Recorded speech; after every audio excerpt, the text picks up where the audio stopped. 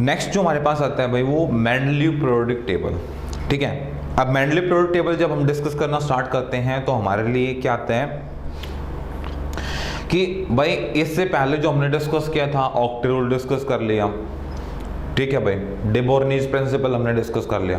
तो उन्होंने क्या किया था, उन्होंने हमें कोई पीरियोडिक टेबल नहीं दी थी, उन्होंने कॉमन एक फॉर्मूला यानी कि एक ट्रेंड बनाया था कि जिस तरीके से हम यदि ऐसा फॉलो करेंगे तो हमारी ये प्रॉपर्टी मैच कर जाएंगी या हमारे साथ कुछ, क्योंकि उस समय हमारे पास जो एलिमेंट थे वो बहुत कम थे, अराउंड हमारे पास 36 एलिमेंट थे।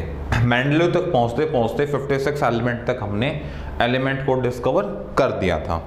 ठीक है, तो अब मेंडलीव ने क्या कहा कि मेंडलीव पीरियोडिक टेबल ये फर्स्ट यानी कि सबसे पहले पीरियोडिक टेबल थी जो अकॉर्डिंग टू पीरियड और अकॉर्डिंग टू ग्रुप जिसको डिस्क्राइब किया गया था। ठीक है, वो भी मैं आप लोगों से डिस्कस करूंगा। तो फर्स्ट यानी कि मेंडलीव पीरियोडिक टेबल, इसने कहा द फिजिकल, मैंने ये चीज आपको सबसे पहले बताई थी कि एक एलिमेंट को डिस्क्राइब करने के लिए दो चीजों की हमें जरूरत पड़ती है, अकॉर्डिंग टू यानी कि फिजिकल प्रॉपर्टी और अकॉर्डिंग टू केमिकल प्रॉपर्टी। जब तक आप एक एलिमेंट को, जैसे मैंने आपसे पूछा describe the property of carbon, ठीक है, तो ये नहीं कि कार्बन की वैलेंसी 4 होती है और कार्बन अपने ऑक्साइड बनाता है। ठीक है, क्यों? क्योंकि भाई कार्बन की, मैंने पूछा describe the property of carbon, तो अंडरस्टूड है आपको कार्बन की physical property as well as chemical property properly way में कंसल्ट करनी चाहिए, देन आप कह सकते हो कि मैंने उसकी प्रॉपर्टी को डिस्क्राइब किया है। ठीक है, तो इसने कहा the physical and the chemical properties of the element are periodic, जो फंक्शंस रहेंगे देयर एटॉमिक वेट, यानी कि जो उसके अंदर प्रॉपर्टी आप डिस्क्राइब करोगे तो वो आपको एटॉमिक वेट के अकॉर्डिंग करनी है। ठीक है, फिर उसने टेबल के अकॉर्डिंग कुछ और बातें डिस्क्राइब की जो मैं आप लोगों के साथ डिस्कस करना चाहता हूं। तो यानी कि उसने पीरियोडिक टेबल का जो फॉर्मेट बनाया, किस तरीके से उसने बनाई, हम वो डिस्कस करते हैं आपसे। ठीक है, हम लेफ्ट से चलेंगे, लेफ्ट टू राइट, मतलब आपको यहां से चलना है और उस तरफ जाना है, यहां से इस तरफ। ठीक है, तो आप कहोगे कि हम अकॉर्डिंग टू पीरियड मूव कर रहे हैं, अकॉर्डिंग टू पीरियड। ठीक है, आप ऊपर से चलेंगे टॉप से और सेम नीचे की तरफ आएंगे बॉटम की तरफ, तो आप कहेंगे हम अकॉर्डिंग टू ग्रुप मूव कर रहे हैं।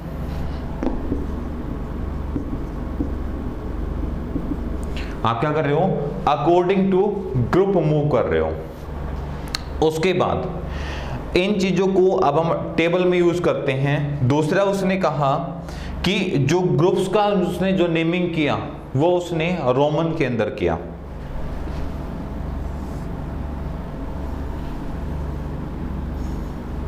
एक रफली हम टेबल बना लेते हैं एक बार।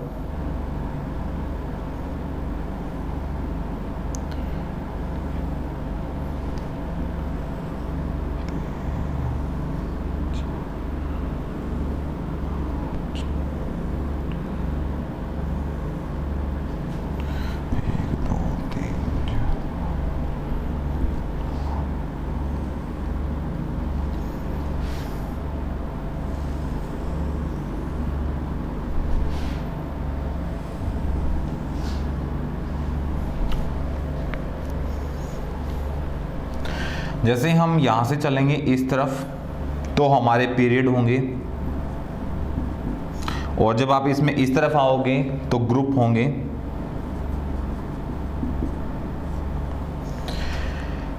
ये हमारा फर्स्ट ग्रुप, ये हमारा सेकंड ग्रुप होगा, ये हमारा थर्ड ग्रुप होगा, ये हमारा फोर्थ ग्रुप होगा, ये हमारा फिफ्थ ग्रुप होगा, ये हमारा सिक्स्थ ग्रुप होगा, ये हमारा सेवंथ ग्रुप होगा, और ये मेरा 8 ग्रुप होगा। 8 ग्रुप उसने ऐसे डिस्कस किए। देखो अब मैं यहां से चल रहा हूं, यहां से इस कोने से, ये मेरा फर्स्ट ग्रुप है, ये मेरा सेकंड ग्रुप है, ये मेरा थर्ड ग्रुप है, ये मेरा फोर्थ ग्रुप है, ये मेरा फिफ्थ ग्रुप है, ये सिक्स्थ ग्रुप है, ये सेकंड है, सॉरी 8 है, ये वाला 8 है। ठीक है। अब मैं यहां से चल रहा हूं, ये वाला यहां से फर्स्ट, ये वाला जो पीरियड होगा यहां तक फर्स्ट पीरियड होगा, फिर ये सेकंड, यहां से चल के और मैं यहां तक पहुंच रहा हूं सेकंड पीरियड है। फिर मैं यहां से चला और मैं यहां से यहां पहुंच रहा हूं ग्रुप क्रॉस करते हुए, तो ये मेरा थर्ड पीरियड होगा। ऐसे उसने 12 ग्रुप दिए, ठीक है। तो यहां पे उसने देखो ये बताया उसने, यहां पे फर्स्ट पॉइंट ये कि लेफ्ट राइट आप पीरियड डिस्कस करेंगे। नंबर 2 टॉप टू बॉटम्स आप क्या करेंगे, आप ग्रुप्स को डिस्कस करेंगे। नंबर 3 जो आपके पास यहां पे है, जो नंबर 3 जो आपके लिए इंपॉर्टेंट पार्ट है वो क्या, कि उसके पास नंबर ऑफ ग्रुप कितने थे, number of group 12 and number 4 number of period कितने हैं उसके पास, पीरियड कितने पीरियड थे, सॉरी नंबर ऑफ ग्रुप कितने थे उसके पास 8 एंड नंबर ऑफ पीरियड कितने थे उसके पास 12। यानी कि मेंडलीव ने अपने टेबल को डिस्क्राइब किया, उसने 8 ग्रुप को बनाया और उसने नंबर ऑफ पीरियड कितने बना दिए, 12 पीरियड बना दिए। और पीरियड के नीचे एक टेबल बनाए यहां पे ऐसे,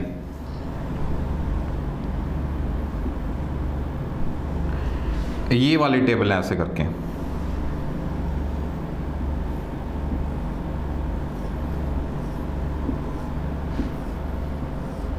ऐसे करके ये फर्स्ट ग्रुप के अंदर आएगी, ये सेकंड ग्रुप, ये थर्ड, ये फोर्थ, ये फिफ्थ, ये सिक्स्थ, ये 7 और ये 8।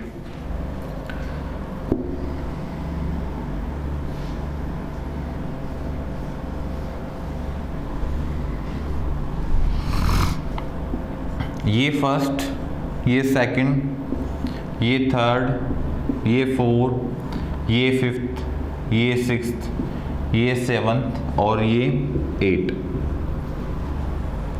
ठीक है भाई, पहले ये वाले पॉइंट नोट कर लें।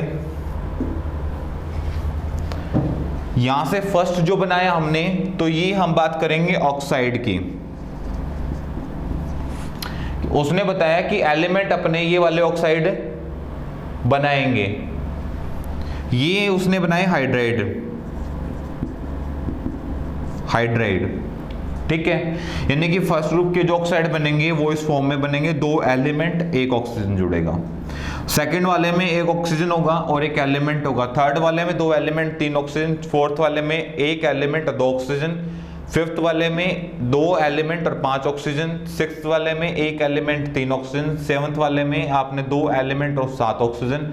और 8 वाले में 1 एलिमेंट और 4 ऑक्सीजन। ठीक है। हाइड्राइड की बात की मैंने, तो 1 element 1 hydrogen, 1 element 2 hydrogen, 1 element 3 hydrogen, 1 element 4 hydrogen, 1 element 3, 1 element 2 और 1 एलिमेंट 1, और लास्ट वाले का कोई हाइड्राइड नहीं बनेगा। ठीक है। अब उसके बाद हम डिस्कस करते हैं आगे इसके बारे में। मेंडलीव वाले को एक बार दोबारा से हम क्या कर लेते हैं, एक बार रिवाइज कर लेते हैं ताकि फिर आगे कंटिन्यू कर पाए। आपने होप्सू की जो मैंने डायग्राम बनाए थे, जो टेबल्स थे, जो प्रॉपर्टी मैंने बताई थी, आपने लिख ली होगी। दोबारा फिर भी मैं रिवाइज करा देता हूं कि अकॉर्डिंग टू मेंडलीव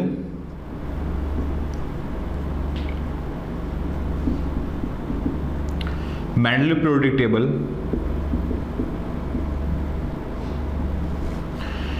सबसे पहले इसने क्या बताया कि element will be classify, elements will be classified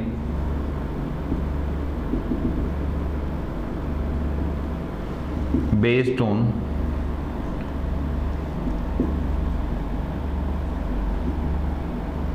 physical and chemical properties। सबसे पहले उसने जो क्लासिफिकेशन किया वो फिजिकल बेसिस पे किया और केमिकल बेसिस पे। ठीक है। इसके लिए जो उसने पैटर्न फॉलो किया वो कैसा फॉलो किया पैटर्न उसने, कि periodic table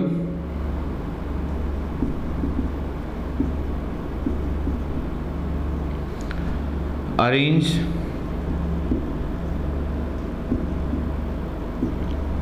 according to period and group. उसने टेबल को पीरियड की और ग्रुप्स के अकॉर्डिंग क्या किया गया, अरेंज किया गया। Number of period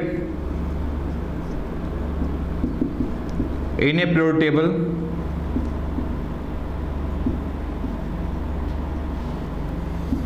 and number of group in A periodic table. तो जो आपके पास ग्रुप पीरियड कितने थे, 12। नंबर ऑफ आपके पास ग्रुप, कितने ग्रुप थे आपके पास, 8 ग्रुप। इसके अकॉर्डिंग देखो भाई, एलिमेंट को क्लासिफाई किया फिजिकल और केमिकल प्रॉपर्टीज के बेसिस पे। दूसरा कि पीरियड टेबल को अरेंज किया गया according to period and according to group, ठीक है। थर्ड कि उस टाइम नंबर ऑफ पीरियड कितने थे, तो आपके पास 12 पीरियड वो लेके चला था। और नंबर ऑफ ग्रुप कितने थे, तो नंबर ऑफ ग्रुप कितने थे, 8, ठीक है। तो यहां पे मेंडलीव ने फर्स्ट पीरियड टेबल दी, जिसकी वजह से हमारी प्रॉपर्टीज मिसमैच करनी स्टार्ट हो गई, यानी कि जो प्रॉब्लम फेस हुई वो इसके बाद होनी स्टार्ट हुई, ठीक है। फिर उसने क्या किया, एक नए ग्रुप को डेवलप किया, ठीक है। अरेंज आफ्टर फ्यू टाइम, या एक और टेबल बनाई उसने, ठीक है।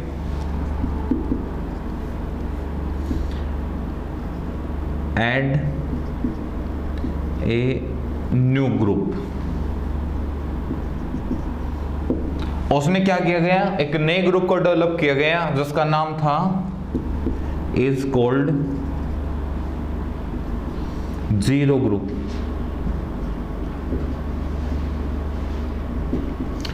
उसने एक नया ग्रुप बनाया जिसका नाम उसने क्या रखा गया, जीरो ग्रुप रखा।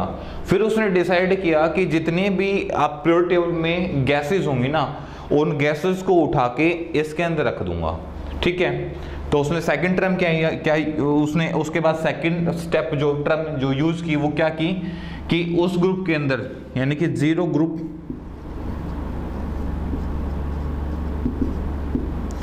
Arrange the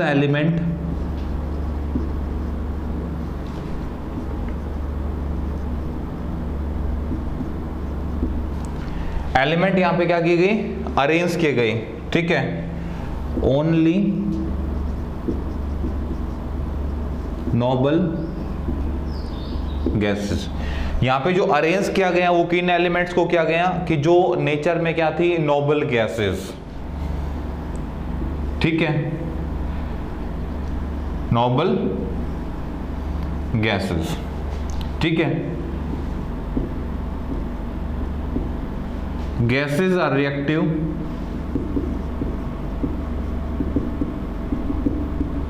in the nature but noble gases are unreactive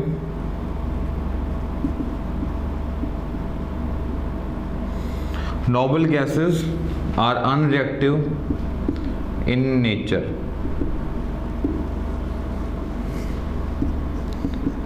No participate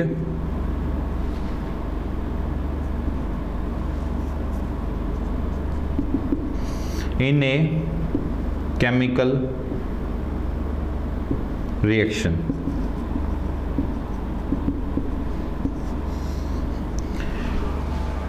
सबसे खास बात आप याद रखेंगे कि गैसेस बहुत ज्यादा रिएक्टिव होती हैं, you know very well. But यदि मैं बात करता हूं नोबल गैसेस की, तो नोबल गैसेस क्या होती हैं, अनरिएक्टिव होती हैं, नेचर में रिएक्ट नहीं करती। तो हमें कैसे पता लगे कि रिएक्ट करती या नहीं रिएक्ट करती, तो आप सिंपलीफाई बहुत इजी से पहचान सकते हो।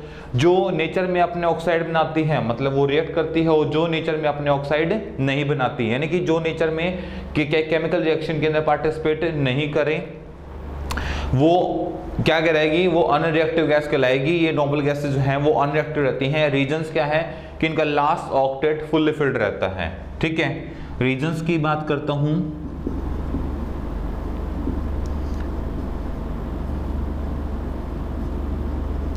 Last octet fully filled. Last octet क्या रहता है भाई आपका, यहाँ पे फुल्ली फिल्ड रहता है, जिसकी वजह से क्या नहीं करती है, रिएक्ट नहीं करती हैं। ठीक है, तो जीरो ग्रुप अरेंज किया, जीरो ग्रुप अरेंज करने के बाद क्या हुआ कि नोबल गैसेस को, मतलब प्योर टेबल से एलिमेंट को उठाया उसने, जो जो नोबल गैसेस थे अनरिएक्टिव थे, उन एलिमेंट को उसने उस जीरो ग्रुप के अंदर इन्होंने क्या कर दिया, एडजस्ट कर दिया। ठीक है, और आपको पता है जीरो ग्रुप ना तो कोई ऑक्साइड बनाती है और ना ही कोई क्या बनती है, हाइड्राइड बनाती है। ठीक है भाई, अब इसकी लिमिटेशंस की बात करेंगे। नेक्स्ट भाई उसके अंदर जो हमने डिस्कस किया, तो हमने बात की थी पीरियड्स और ग्रुप्स को लेके।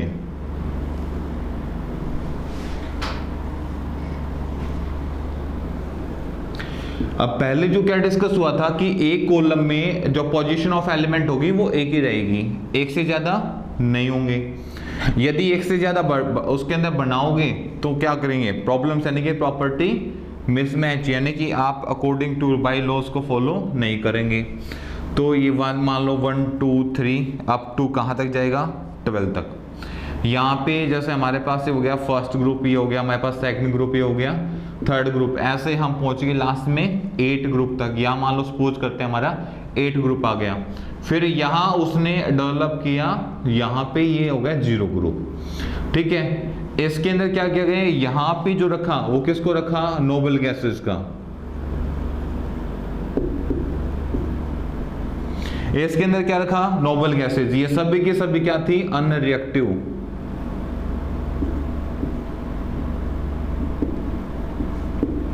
ये प्रॉपर्टी मैच होने के बाद अब जो नेक्स्ट स्टेप लिया मेंडलीव ने, वो लिया कि एक ग्रुप को क्लासिफाई किया 2 तरीके से। ठीक है, each group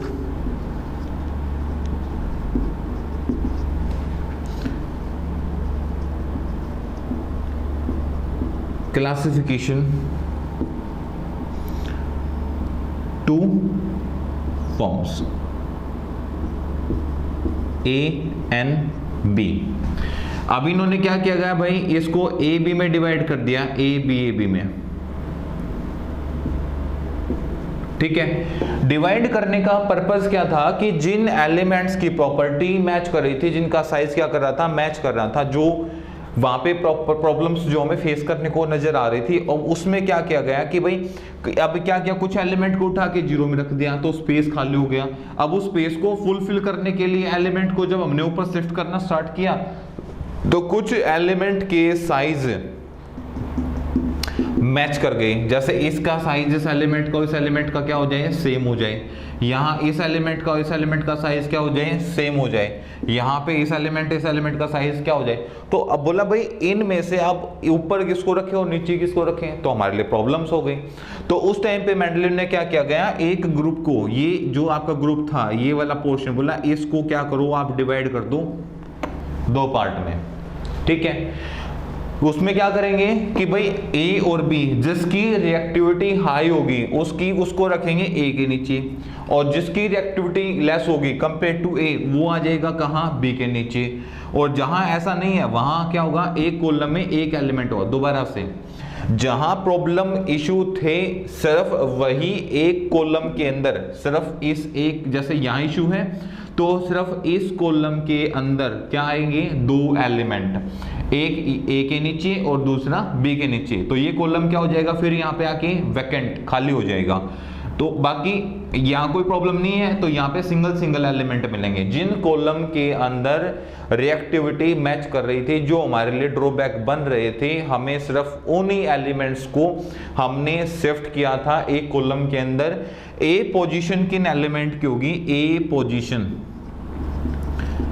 position of element reactivity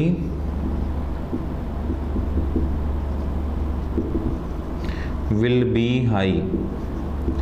जिनकी रिएक्टिविटी हाई थी ना, उनको रख दिया ए के नीचे। ठीक है, बी पोजीशन ऑफ एलिमेंट कौन से आएंगे? रिएक्टिविटी विल बी लेस, जिसकी रिएक्टिविटी क्या होगी? लेस होगी कंपेयर टू ए एलिमेंट, जिसकी रिएक्टिविटी ए एलिमेंट से कम हो। ठीक है, बाकी एलिमेंट के साथ कोई कंपैरिजन नहीं है, कंपैरिजन सिर्फ उन दो एलिमेंट के साथ है, ए और बी के साथ, यानी कि जिनकी प्रॉपर्टी मैच कर रही थी। सिर्फ जो कंपैरिजन भी करेंगे हम उन्हीं एलिमेंट्स के बीच में करेंगे, बाकी एलिमेंट्स के साथ नहीं होगा। ये आप बिल्कुल ध्यान रखें बात को। ठीक है, तो ये इस तरीके से उसने नई टेबल को ड्रॉ किया, उसने एक ग्रुप को इस तरीके से डिवाइड किया गया। डिवाइड करने के बाद भी हमारी जो प्रॉब्लम है वो सोल्व नहीं होती। तो मेंडलीव के फिर हम ड्रॉबैक्स आते हैं, उनको डिस्कस करते हैं। सबसे पहली बात कि भाई उनकी जो ये सबसे बड़ी जो इसने जो प्रॉब्लम फेस की वो कि एक ग्रुप को इसने 2 पार्ट्स में डिवाइड किया गया, ये इसका सबसे बड़ा ड्रॉबैक था। दूसरा कि जो इसका वैकेंट स्पेस था उसको ये फुलफिल नहीं कर पा रहा था। तीसरा जो अरेंजमेंट ऑफ एलिमेंट, यानी कि जो एलिमेंट का जो इसने अरेंजमेंट किया था वो प्रॉपरली नहीं कर पा रहा था। और जो यानी कि क्लासिफिकेशन यानी कि जो प्रॉपर्टी थी एलिमेंट्स की वो क्या कर रही थी? मिसमैच कर रही थी। ठीक है, ये 3 ड्रॉबैक्स यहाँ पे हमें बेसिकली सबसे ज्यादा देखने को मिलते हैं।